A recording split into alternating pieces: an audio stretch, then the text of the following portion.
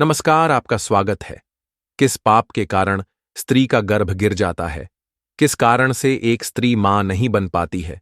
किस कारण से स्त्री को पुत्र नहीं होता है? पुत्र प्राप्ति के लिए कौन से फूल को शिवलिंग पर चढ़ाना चाहिए? तथा किस दिन संबंध बनाने से पुत्र की प्राप्ति होती है? इन विषयों पर हमारे प्राचीन लिंग पुराण, शिव पुराण, गरुड़ पुराण, विष्णु पुराण तथा पद्म पुराण आदि ग्रंथों में और अन्य ऋषि मुनियों की संहिता में बहुत ही महत्वपूर्ण ज्ञान की बातें बताई गई हैं। आज हम आपको महादेव ने पार्वती को बताए हुए गर्भ नष्ट होने के कारण और पुत्र प्राप्ति के उपायों के विषय में बताने जा रहे हैं। इसीलिए आप इस वीडियो को अंत तक जरूर देखें। तो चलिए शुरू करते हैं। दोस्तों, कैलाश पर्वत की श्वेत हिमशिखाओं पर शांत व निर्मल वातावरण में भगवान शिव ध्यानस्थ होकर विराजमान थे। पर्वत की ऊंचाई से मंद मंद वायु बह रही थी, जिससे चारों ओर एक अद्भुत शांति और दिव्यता फैल रही थी। वहीं समीप माता पार्वती उनके चरणों के पास बैठी थीं, जिनके मन में एक गूढ़ शंका चल रही थी। कुछ देर तक मौन रहने के बाद पार्वती ने श्रद्धा और विनम्रता से भगवान शिव से प्रश्न किया। हे नाथ, मैं एक बात जानना चाहती हूँ। आपने सृष्टि की रचना का रहस्य बताया, जीवन और मरण का ज्ञान दिया, पर मुझे यह बताइए कि स्त्री का गर्भ किस कारण से गिर जाता है? ऐसी कौन सी स्त्री होती है जिसे पुत्र नहीं होता? क्या इसके पीछे कोई विशेष दोष या पाप कारण होता है? स्वामी, कृपा करके यह भी बताइए कि पुत्र प्राप्ति के लिए स्त्री को क्या करना चाहिए? क्या कोई निश्चित दिन, नियम या उपाय हैं जिनसे उत्तम संतान की प्राप्ति हो सके? महादेव ने अपनी आंखें खोलीं। उनका मुख गंभीर था और दृष्टि करुणा से भरी हुई। उन्होंने धीरे से कहा, हे देवी, तुमने जो प्रश्न किया है वह अत्यंत महत्वपूर्ण और गूढ़ है। यह केवल शरीर या भाग्य से जुड़ा नहीं, बल्कि आत्मा और कर्मों के रहस्य से जुड़ा है। गर्भ का नष्ट होना या पुत्र सुख से वंचित रहना केवल इस जन्म के कारण नहीं होते। कई बार इसके पीछे स्त्री या पुरुष के पूर्व जन्म के कर्म छिपे होते हैं। आज मैं तुम्हें एक ऐसी सत्य कथा सुनाता हूं जो तुम्हारे प्रश्न का उत्तर भी है और मनुष्य को सत्कर्म का बोध कराने वाली भी है। यह कथा है राजा विक्रमसेन और रानी सुरभि की, जिनके जीवन में गर्भपात का दुख आया था। हे पार्वती, जो भी स्त्री या पुरुष इस कथा को श्रद्धा, भक्ति और ध्यान से सुनते हैं, उनके जीवन में संतान सुख का आगमन अवश्य होता है। उनके गर्भ में सुंदर, गुणवान, दीर्घायुषी और धर्मपरायण संतान जन्म लेती है। अतः तुम भी इस कथा को ध्यानपूर्वक सुनो। और फिर महादेव ने माता पार्वती को वह पौराणिक कथा सुनाना आरंभ किया। प्राचीन काल में विदर्भ नाम का एक विशाल और समृद्ध राज्य था। इस राज्य के राजा विक्रमसेन अपनी प्रजा के प्रति अत्यंत दयालु और धर्मपरायण थे। वह सदैव राज्यहित को प्रथम स्थान देते थे, प्रजाजनों की देखभाल पिता के समान करते थे और धर्म कर्म में गहरी रुचि रखते थे। उनकी न्यायप्रियता के चर्चे दूर दूर तक फैले हुए थे। विदर्भ राज्य में हर ओर शांति और समृद्धि का वातावरण था। उपजाऊ भूमि, घने वन, स्वच्छ नदियां और हंसमुख किसान, ये सभी मिलकर राज्य को स्वर्ग के समान रूप प्रदान करते थे। राजा विक्रमसेन की पत्नी रानी सुरभि अनुपम सौंदर्य की धनी थीं। उनकी सुंदरता के साथ साथ उनका स्वभाव अत्यंत विनम्र, सात्विक और भक्तिमय था। रानी सुरभि राजमहल की शोभा बढ़ाती थीं, परंतु वे केवल रूपवती ही नहीं बल्कि अत्यंत विदुषी भी थीं।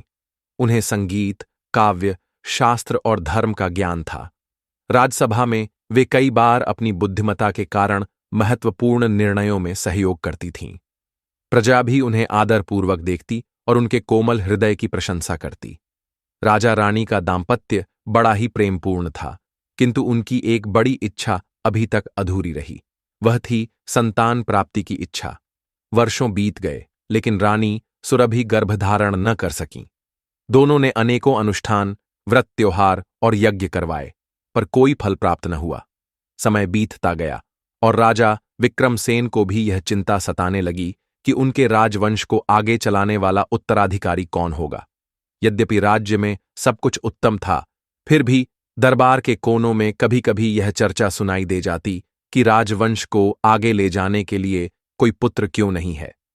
रानी सुरभि इन कानाफूसियों को सुनकर गहरी पीड़ा से भर जातीं। उन्होंने ईश्वर की भक्ति में स्वयं को लीन कर लिया। सुबह शाम वे अपने महल के पूजा गृह में जाकर देव आराधना करतीं, व्रत रखतीं, उपवास करतीं, मंदिरों में जाकर दान देतीं। राजा विक्रमसेन भी उनका मनोबल बढ़ाते और कहते, हे प्राण प्रिय, धैर्य रखो। हम अपने कर्म से कभी पीछे नहीं हटे। जो कुछ होगा प्रभु की इच्छा से ही होगा। इस निरंतर प्रतीक्षा के बीच एक बार महल में शुभ समाचार ने दस्तक दी। रानी सुरभि गर्भवती हो गईं। इस समाचार से पूरा राजमहल खुशी से झूम उठा। प्रजा में उत्सव मनाया जाने लगा। राजा ने सभी प्रमुख मंदिरों में विशेष पूजा अर्चना का आयोजन कराया। हर दिशा से बधाइयां आने लगीं। राजा रानी को लगा कि उनकी वर्षों की तपस्या रंग लाई है। कुछ ही दिनों में राजमहल को फूलों से सजाया गया और ढोल नगाड़ों की ध्वनि गूंज उठी। ऐसा प्रतीत हो रहा था कि स्वयं देवगण भी प्रसन्न हैं। लेकिन यह आनंद लंबे समय तक ठहर नहीं सका। गर्भधारण के कुछ महीनों पश्चात अचानक रानी को असामान्य कष्ट होने लगा। राजवैद्य ने हर संभव जांच पड़ताल की, औषधियां दीं, लेकिन कुछ काम नहीं आया। एक दिन रानी ने भयानक दर्द महसूस किया और असमय ही उनका गर्भपात हो गया। यह समाचार सुनते ही महल में मातम छा गया। सारा राज्य स्तब्ध रह गया और राजा विक्रमसेन स्वयं उदास होकर अपने कक्ष में बंद हो गए। रानी सुरभि को तो ऐसा लगा जैसे उनके हृदय का कोई अंश ही नष्ट हो गया हो। वह दिन रात रोती रहतीं और मन में अपराध बोध से भर जातीं। क्या उन्होंने कोई भारी अपराध किया था? क्या ईश्वर उन पर कुपित थे? इस दुर्दशा की स्थिति में भी राजा विक्रमसेन ने रानी को संभालने का प्रयास किया। वह स्वयं भी अंदर से टूट चुके थे, किंतु रानी को सांत्वना देते और कहते, हे प्राणप्रिया, तुम्हारा कोई दोष नहीं है। विधाता ने ऐसा क्यों किया यह हम नहीं जानते, परंतु हमें धैर्य नहीं त्यागना चाहिए। वहीं दरबार में सभी को यह चिंता सताने लगी कि आखिर इस गर्भपात का वास्तविक कारण क्या रहा होगा। गर्भपात के बाद रानी कई रातों तक सो नहीं सकीं। एक रात बड़ी मुश्किल से उन्हें नींद आई। उसी रात उन्हें भयानक स्वप्न दिखा। उन्होंने देखा कि वे एक अंधेरे और भयानक वन में अकेली भटक रही हैं। चारों ओर सन्नाटा है, डरावनी आवाजें गूंज रही हैं। तभी कुछ विकराल आकृतियां प्रकट होती हैं। उनके शरीर पर काला धुंधला आवरण है, आंखों से लाल अग्नि निकलती हुई प्रतीत होती है और हाथों में फांसियां और डंडे हैं। ये आकृतियां यमदूत थीं, जो रानी के गर्भ में बसे शिशु की आत्मा को खींच कर लिए जा रही थीं। रानी चीखती चिल्लाती रहीं। कौन हो तुम लोग? मेरे अजन्मे शिशु को कहाँ ले जा रहे हो? एक दूत ने कठोर स्वर में उत्तर दिया, यह आत्मा पाप के बंधन से ग्रस्त है, इसे दंड भोगना होगा। हम यमलोक जा रहे हैं। रानी चीख पड़ी और उसी क्षण उनकी नींद टूट गई। वह घबराकर उठ बैठीं। उनका शरीर पसीने से लथपथ था। उन्होंने राजा को जगाकर अपना स्वप्न सुनाया। राजा विक्रमसेन भी इस वर्णन से दहल गए। ऐसा प्रतीत होता था मानो कोई दैवी संकेत हो। उन्होंने निश्चय किया कि अब वे किसी महापुरुष या आर्षि से आध्यात्मिक मार्गदर्शन अवश्य लेंगे, ताकि गर्भपात की वास्तविक जड़ तक पहुंचा जा सके और किसी समाधान की राह मिले। विदर्भ राज्य के दक्षिणी भाग में एक दिव्य आश्रम स्थित था, जहां महान तपस्वी महर्षि गर्ग का वास था। महर्षि गर्ग अपनी ध्यान साधना और दिव्य दृष्टि के लिए विख्यात थे। राजा विक्रमसेन ने तुरंत अपने दूतों को भेजकर महर्षि गर्ग को राज दरबार में ससम्मान आमंत्रित किया। महर्षि गर्ग ने राजा का अनुरोध स्वीकार किया और कुछ ही दिनों में अपने शिष्यों के साथ राजमहल पहुंचे।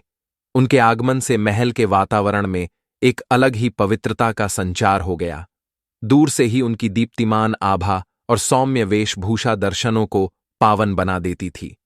जब महर्षि गर्ग राजसभा में पहुंचे तो राजा विक्रमसेन और रानी सुरभि ने हाथ जोड़कर उनका भव्य स्वागत किया, उनके चरण स्पर्श किए और उन्हें आसन ग्रहण करने का आग्रह किया। महर्षि ने स्थिर चित्त से आसन ग्रहण किया और राजा के आग्रह पर बोले, हे राजन, मुझे बताइए, मुझे यहाँ किस उद्देश्य से बुलाया गया है? राजा ने विनम्रतापूर्वक अपनी व्यथा सुनाई। कैसे रानी गर्भवती हुईं, कैसे गर्भपात हो गया और कैसे रानी ने भयावह स्वप्न देखा। महर्षि गर्ग ने बड़े ध्यान से सब कुछ सुना। फिर उन्होंने अपनी दिव्य दृष्टि का प्रयोग किया। कुछ देर तक वे ध्यानस्थ मुद्रा में बैठे रहे। उनकी आंखें अर्धनिरी बंद हो गई थीं और ललाट पर गहन गांभीर्य झलक रहा था। कुछ समय बाद महर्षि ने आंखें खोलीं तो उनके मुख पर गंभीर शांति का भाव था। वे बोले, हे राजन, सत्य अत्यंत गूढ़ है। रानी सुरभि ने अपने पूर्व जन्म के कर्मों में कोई ऐसा पाप किया है जिसके परिणाम स्वरूप इस जन्म में गर्भपात का दुख भोगना पड़ा। यह सुनते ही महल में सन्नाटा छा गया। रानी सुरभि की आंखें भर आईं। राजा विक्रमसेन भी चिंतित मुद्रा में थे। महर्षि गर्ग ने रानी की ओर देखा। उनका स्वर बड़ा ही करुणामय परंतु स्पष्ट था।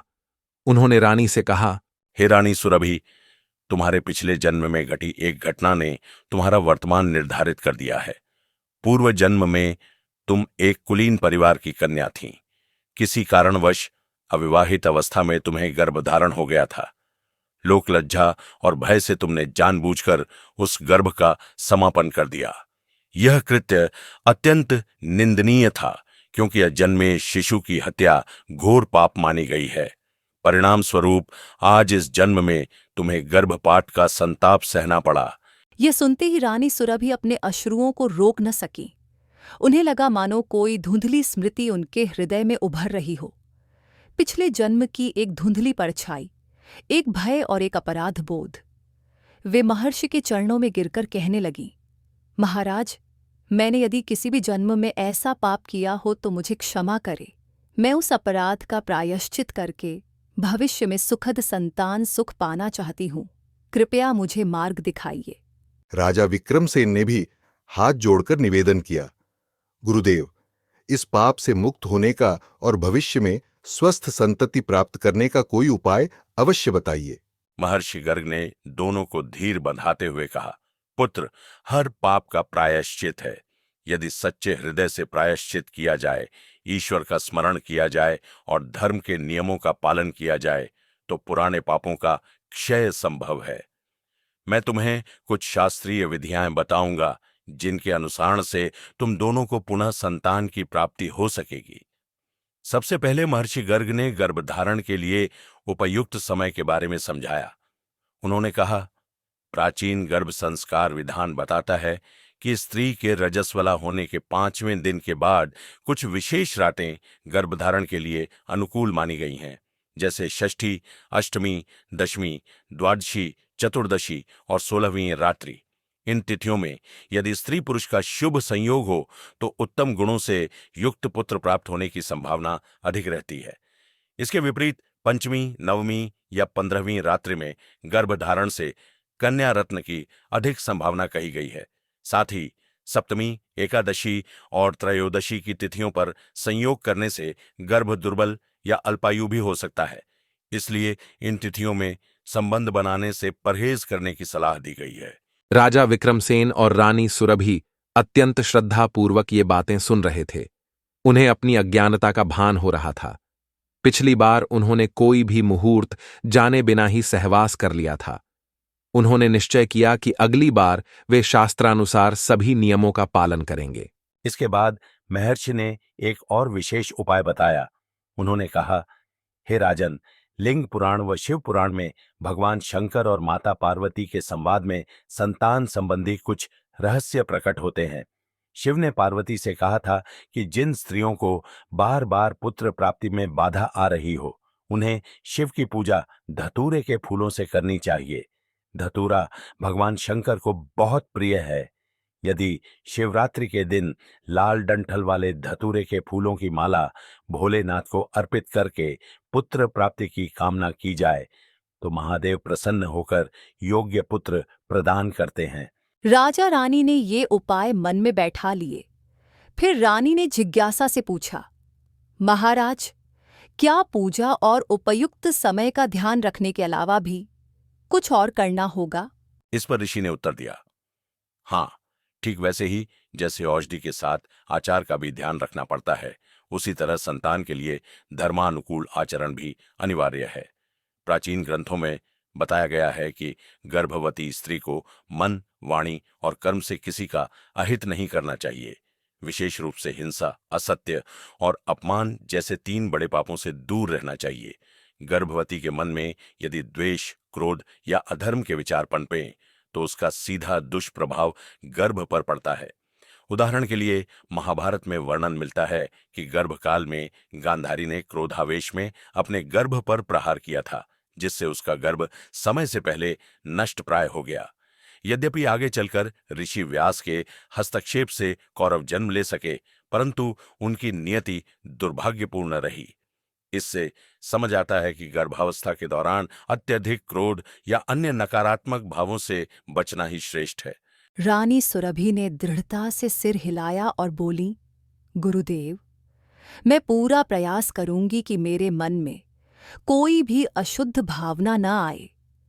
मैं भक्ति, दान, जप और प्रभु स्मरण से स्वयं को जोड़े रखूंगी। महर्षि आगे समझाने लगे, गरुड़ पुराण में यह भी बताया गया है कि स्त्री को कभी अपने पति की निंदा नहीं करनी चाहिए और अनजाने में भी गर्भ को हानि पहुंचाने वाले कामों से दूर रहना चाहिए। जो स्त्री जानबूझकर गर्भ नष्ट करती है या अपने पति का अपमान करती है, वह अपने पापों के कारण पतित हो जाती है। इसलिए सुरभि, अब तुम पूर्ण श्रद्धा व आदर से पति का सम्मान करोगी तो परमेश्वर की कृपा से तुम्हारे पिछले पाप धुल जाएंगे। रानी ने आंसू भरी आंखों से हामी भरी। उन्होंने पहले कभी भी राजा के प्रति अनुचित व्यवहार नहीं किया था, पर अब वह और भी विनम्रता से आचरण करने का प्रण कर चुकी थी।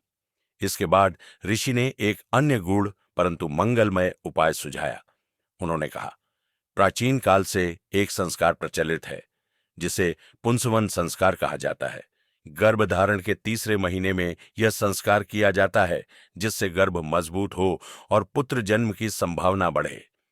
इस विधि में विशेष वनौषधियों की कुछ बूंदें गर्भवती स्त्री की नाक में डाली जाती हैं या उन्हें सूंघने दी जाती है। ऐसा माना जाता है कि इससे गर्भ सुरक्षित रहता है। रानी को स्मरण हुआ कि उन्होंने पहले ऐसे किसी संस्कार के बारे में नहीं सुना था। ऋषि ने आगे स्पष्ट किया, यह एक आयुर्वेद सम्मत प्रथा है।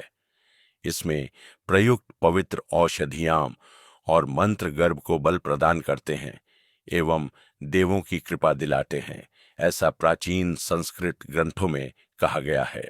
राजा विक्रमसेन ने तत्परता से घोषणा की कि अगली बार जब भी रानी गर्भवती होंगी, उस समय ये सभी धार्मिक और आयुर्वेदिक विधियां अवश्य पूरी की जाएंगी। अंत में महर्षि गर्ग ने रानी को एक हल्की सी मुस्कान के साथ आशीष दिया। बेटी, तुमने अपने पूर्व जन्म का पाप पहचान लिया है और प्रायश्चित का मार्ग अपना लिया है, इसलिए दुखी मत हो। अब बताए गए धर्म पालन को निष्ठापूर्वक निभाओ। निश्चित ही परमेश्वर की करुणा से तुम्हारा गर्भ पूर्ण फलित होगा। रानी सुरभि ने आशा भरी नजरों से महर्षि गर्ग की ओर देखा। गुरुदेव, मैं यह सब करने को तैयार हूं, बस मेरा पूर्व जन्म का पाप मिट जाए और मुझे मातृत्व का आशीर्वाद मिल जाए। महर्षि गर्ग ने आशीर्वचन दिया, हे पुत्री, जो बीत गया वह निश्चय ही दुर्भाग्यपूर्ण था, परंतु तुम्हारी प्रायश्चित की भावना सच्ची है। ईश्वर अनुग्रह करेंगे। अब तुम पवित्र आचरण और इन नियमों का पालन करते हुए आगे बढ़ो। निश्चित ही तुम्हें पुण्य फल की प्राप्ति होगी। राजा और रानी ने विनम्रता से ऋषि को प्रणाम किया और उन्हें विदा किया। एक आशावान वातावरण में उनके जीवन का नया अध्याय आरंभ होने को तैयार था। महर्षि गर्ग की विदाई के बाद राजा विक्रमसेन ने पूरे राज्य में यह संदेश पहुंचाया कि अब किसी भी प्रकार के अनैतिक कर्म, अत्याचार या हिंसा को राज्य में बर्दाश्त नहीं किया जाएगा। शिकार और व्यर्थ हिंसा पर रोक लगा दी गई। उन्होंने राजकर्मचारियों को सख्त आदेश दिया कि प्रजा के साथ न्याय किया जाए, चाहे वह अमीर हो या गरीब, सभी को समानता मिले। दान, धर्म, यज्ञ और गरीबों की सेवा पर विशेष ध्यान दिया जाने लगा। जगह जगह पर शिव मंदिरों का जीर्णोद्धार कराया गया ताकि लोग ईश्वर की शरण में जाकर मन की शुद्ध कर सकें। रानी सुरभि ने अपना अधिकांश समय भगवान शिव की आराधना में लगाना शुरू किया। प्रतिदिन वे स्नान करके एक स्वरचित स्तोत्र से महादेव का गुणगान करतीं। हे महादेव, जिनके मस्तक पर चंद्रदेव विराजते हैं, जिन्हें सृष्टि का कल्याणकारी कहा जाता है, कृपया मेरे जीवन में भी कल्याण का प्रकाश भर दें। उसके बाद वे शिवलिंग पर बिल्वपत्र, धतूरे के फूल और जल अर्पण करतीं। मन ही मन पार्वती माता से प्रार्थना करतीं, हे मां गौरी, महादेव की अर्धांगिनी, संतान के सुख की अधिष्ठात्री, कृपा कीजिए कि मुझे भी मातृत्व का गौरव प्राप्त हो। रानी ने न केवल पूजा अर्चना की, बल्कि अपने मन और वाणी को भी अनुशासन में रखा। यदि कभी राजमहल में कोई सेविका छोटी सी गलती भी कर देती, तो रानी उसे डांटने के बजाय शांत चित्त से समझाती। वे स्वयं जानती थीं कि क्रोध या कठोर वचन गर्भ के लिए हानिकारक प्रवृत्तियां जन्म दे सकते हैं। हालांकि इस समय वे गर्भवती नहीं थीं, पर उन्होंने मन बना लिया था कि अपने चरित्र को पूरी तरह से सौम्य और पवित्र बनाए रखना है, ताकि भविष्य में गर्भ ठहरने पर किसी भी प्रकार का नकारात्मक प्रभाव न पड़े। दिन प्रतिदिन उनके मन में गहरी श्रद्धा और समर्पण की भावना जागती जा रही थी। वे सोचतीं, यदि वास्तव में मैंने पूर्व जन्म में कोई भारी पाप किया है, तो इस जन्म में मुझे अपने अच्छे कर्मों से उसे धोना होगा। ईश्वर क्षमा करें या न करें, लेकिन मेरा कर्तव्य है कि मैं पुनः ऐसा कोई कर्म न करूं। उनका यह त्याग, समर्पण और संयम देखकर पूरी राजसभा भी प्रभावित थी। राजा विक्रमसेन ने भी उनका साथ दिया। वे स्वयं भी अतिशय विनम्रता से राज्य की बागडोर संभालते और राज्य को धर्म और न्याय की राह पर आगे बढ़ाते गए। समय का प्रवाह चलता रहा। मौसम बदले, वसंत के बाद ग्रीष्म आया, फिर वर्षा ऋतु आई और पुनः शरद का आगमन हुआ। इस बीच राजा रानी ने हर शुभ पर्व पर उपवास और दान का सिलसिला जारी रखा। उन्होंने बाल विधवाओं की सहायता करवाई, अनाथ बच्चों के लिए भोजन पान एवं आवास की व्यवस्था की, गौशालाओं में चारा भिजवाया, महल में नियमित रूप से रामायण, महाभारत, शिव पुराण और अन्य धार्मिक ग्रंथों का पाठ कराया जाता, जिनकी कहानियां सुनकर रानी अपनी आंतरिक शक्ति को और दृढ़ करतीं। आखिर वह समय भी आया जब रानी सुरभि ने फिर से अपने भीतर कुछ परिवर्तन महसूस किया। वे राजवैद्य के पास पहुंचीं तो ज्ञात हुआ कि इस बार भी वे गर्भवती हैं। यह सुनते ही उनका हृदय आशंका और प्रसन्नता के मिले-जुले भावों से भर उठा। एक ओर वे अत्यंत प्रसन्न थीं कि शायद ईश्वर ने उनकी प्रार्थनाएं सुन ली हैं, तो दूसरी ओर पिछली बार का भयानक अनुभव उन्हें डराता था। फिर भी उन्होंने हिम्मत नहीं हारी। उन्होंने सबसे पहले राजा विक्रमसेन को यह शुभ समाचार दिया। राजा ने हर्ष से रानी को गले लगा लिया और कहा, इस बार हम हर एक सावधानी बरतेंगे, हर संस्कार करेंगे, सब कुछ ठीक होगा। इस बार रानी ने गर्भधारण के आरंभिक महीनों से ही कठोर सावधानी बरतनी शुरू कर दी। भोजन में सात्विकता बरतती, अधिक तला भुना, मसालेदार या अशुद्ध आहार से परहेज किया गया। उन्हें ताजे फल, हरी सब्जियां, दूध, घी आदि की प्रचुर मात्रा दी गई। वे सुबह शाम हल्की सैर करतीं, मंद मंद स्वर में भक्ति संगीत सुनतीं या स्वयं गुनगुनातीं। राजमहल में वैदिक मंत्रोच्चारण और पौराणिक कथाओं का पाठ निरंतर चलता रहता, जिससे वातावरण सकारात्मक बना रहे। जैसे ही गर्भ का तीसरा महीना आया, राजा विक्रमसेन ने महर्षि गर्ग से अनुरोध करके पुंसवन संस्कार संपन्न कराया। महर्षि अपने शिष्यों के साथ पहुंचे। साथ में वे दुर्लभ जड़ी बूटियां और औषधियां भी लाए, जिन्हें इस संस्कार में प्रयोग किया जाता था। राजमहल के भव्य आंगन में एक वेदी सजाई गई। चारों ओर वेदपाठ गूंज रहे थे। पवित्र अग्नि प्रज्वलित थी। महर्षि गर्ग ने विधि विधान से हवन कराया, फिर उन औषधियों के कुछ बूंदें रानी की नासिका के समीप रखीं, ताकि वे उसकी सुगंध को अंतःश्वास के माध्यम से भीतर ले सकें। माना जाता था कि इस औषधीय सुगंध से गर्भ मजबूत होता है और उसमें जीवनदायिनी शक्तियां संचारित होती हैं। उसके पश्चात रानी को मंत्रोच्चार के बीच आशीर्वाद दिया गया। राजदरबार में आए ब्राह्मणों और विद्वानों ने रानी की दीर्घायु और संतति सुरक्षा की कामना की। राजा विक्रमसेन ने महर्षि और अन्य विद्वानों का सम्मान किया, उन्हें अनेक प्रकार के उपहार और दक्षिणा भेंट की। उस दिन राजा रानी ने असहाय और जरूरतमंद लोगों को भोजन और वस्त्र दान किए। राज्य में भी उत्सव का माहौल था, परंतु सबके मन में एक ही प्रार्थना थी, इस बार गर्भ सुरक्षित रहे। धीरे धीरे गर्भ के महीने आगे बढ़े। चौथा महीना, 5वां महीना, 6ठा महीना। हर महीने महल में छोटे छोटे धार्मिक उत्सव होते, जहां रानी की कुशलता के लिए मंगल कामनाएं की जाती। सीमंतोन्नयन और अन्य संस्कार भी पूर्ण विधि के साथ किए गए। रानी पूरी तरह से ध्यान रखती कि वे क्रोध, कलह, ईर्ष्या से दूर रहें। कभी कभार राजदरबार के मामलों में उलझने आती, पर राजा विक्रमसेन स्वयं अधिकांश समस्याओं को सुलझा लेते। रानी की सेहत के प्रति विशेष ध्यान रखा जाता। स्त्रियों की एक टोली हमेशा रानी के आसपास होती। वे उन्हें संगीत सुनातीं, कहानियां सुनातीं, फूलों के सुंदर हार बनाकर उनके कक्ष को सजातीं, ताकि रानी खुश रहें और किसी प्रकार का मानसिक तनाव न हो। रानी अपने खाली समय में धार्मिक ग्रंथों का पाठ करतीं। उन्हें विशेष रूप से महाभारत की कुछ कथाएं बहुत प्रेरणादायी लगीं, जैसे अभिमन्यु की पत्नी उत्तरा की कथा, जिसके गर्भ में पल रहे शिशु को अश्वत्थामा ने ब्रह्मास्त्र से मारने का प्रयास किया था, किंतु भगवान श्री कृष्ण की कृपा से वह बालक परीक्षित फिर जीवित हो गया। ये कथाएं रानी के मन में आस्था और साहस जगाती थीं कि ईश्वर की इच्छा से कुछ भी संभव है। 7वें और 8वें माह में शारीरिक पीड़ाएं कुछ बढ़ने लगीं, परंतु रानी ने हिम्मत नहीं हारी। वे प्रतिदिन ध्यान प्राणायाम भी करतीं। दासियों की सहायता से फूलों का हार बनाकर शिवलिंग पर चढ़ातीं और मन ही मन कहतीं, हे भोलेनाथ, यह परीक्षण का समय है, मुझे शक्ति दो, इस गर्भ को सुरक्षित रखना। महल में इतना निश्चय था कि रानी निश्चित रूप से एक स्वस्थ बालक को जन्म देंगी। इस शुभ आशा से राज्य में अभी से आगामी उत्सव की तैयारियां की जाने लगीं। 9वां महीना आया और रानी के प्रसव की घड़ी निकट थी। महल के स्त्री कक्षों को सजाया गया। राजवैद्य और अनुभवी दाइयों को तत्पर रखा गया।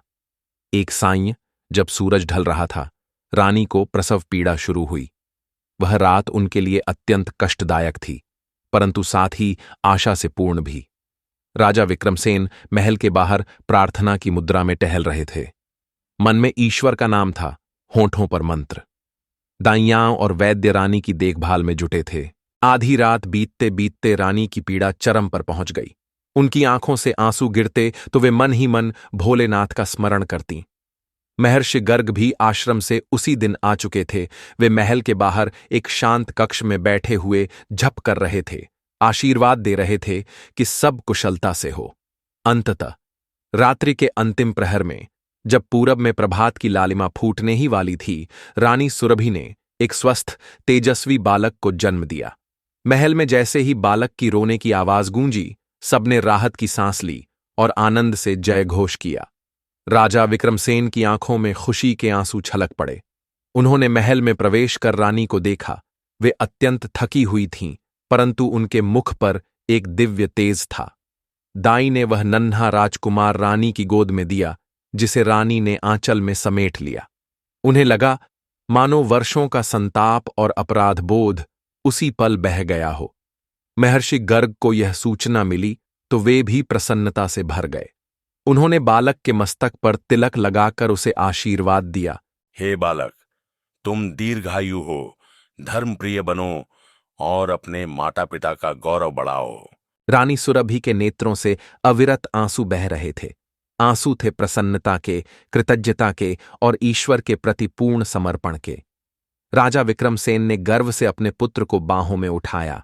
आकाश की ओर देखकर बोले, हे ईश्वर, तुम्हारा कोटि कोटि धन्यवाद। हमें हमारा उत्तराधिकारी मिला। इस राज्य में अब पूर्ण हर्ष है। दूसरे ही दिन से पूरा विदर्भ राज्य उत्सव के उल्लास में डूब गया। घर घर में दीपमालाएं सजाई गईं, बाजारों में मिठाइयां बंटीं, भजन कीर्तन आयोजित हुए। राजदरबार में एक विशाल समारोह रखा गया, जहां समीपवर्ती राज्यों के राजा महाराजा, मंत्री, जनप्रतिनिधि इत्यादि उपस्थित हुए। उन्होंने नवजात राजकुमार को आशीर्वाद दिया और राजदंपति को बधाइयां दीं। राजा विक्रमसेन ने जन कल्याण के कई नए आदेश जारी किए। करों में छूट, अनाथालयों को दान, वृद्धाश्रमों में सुविधाएं बढ़ाने का प्रबंध तथा सभी प्रमुख तीर्थ स्थलों पर भोजनशाला खोलने के लिए अनुदान, यह सब राजकुमार के जन्म की खुशी में किया जा रहा था। मंत्रीगण और प्रजाजन भी इस दयाभाव से प्रसन्न थे।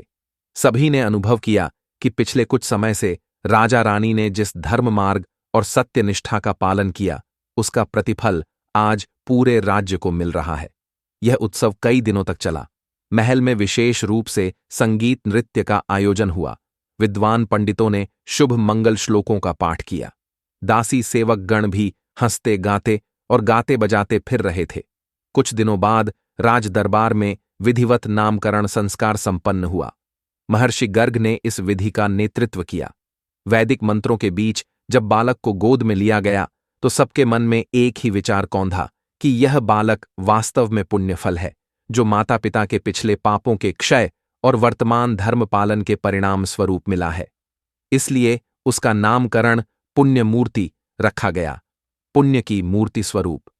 यह नाम सुनकर रानी सुरभि को लगा कि सचमुच परमेश्वर ने उनके पापों को क्षमा करके उन्हें यह दिव्य उपहार दिया है।